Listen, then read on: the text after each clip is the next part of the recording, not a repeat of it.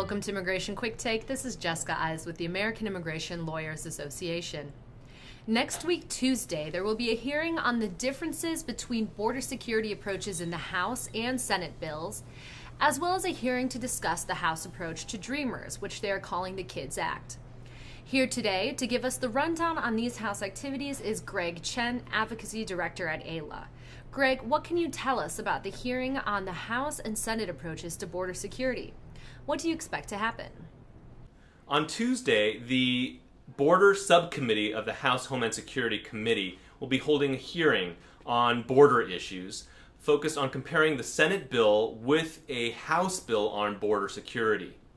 The House bill, sponsored by Representative McCall, who is the chair of that committee, has two major flaws to it. The first is that it does not address at all the other components of immigration reform.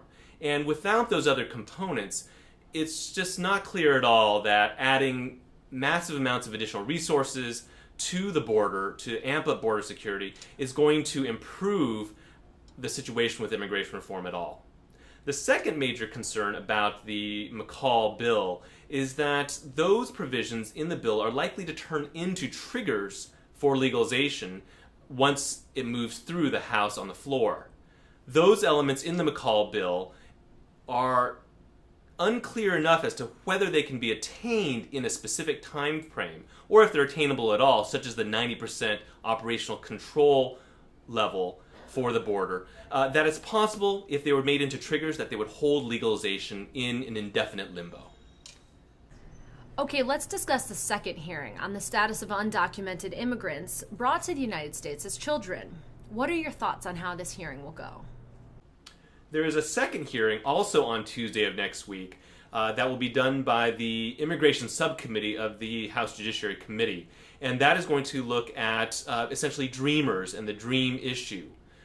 The fact that the House is going to be looking at this is a very positive turn overall for immigration. I think it's an area where there is likely to be a lot of agreement by both Republicans and Democrats, particularly given the exceptionally compelling nature of young people who have been brought here to no fault of their own at a very young age and are now in an undocumented situation. So those compelling cases are going to be the real crux of the hearing on Tuesday.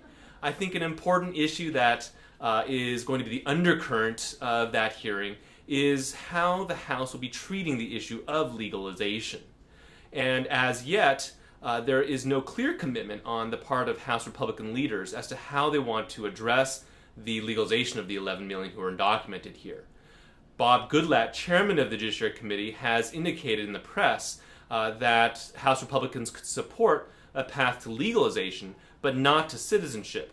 Now, of course, the big problem with that is if there is a legalization plan that does not allow for individuals to eventually gain full and fair status, equal status as citizens, that's going to create a large second-class population in the United States who are not going to have equal status as other Americans. And that's likely to sow divisions in American society. So that's something that really AILA would not be in support of.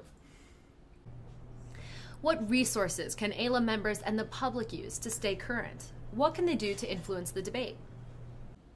So with respect to the two hearings next week, AILA will be doing live updates of the hearing, which you can track on our website.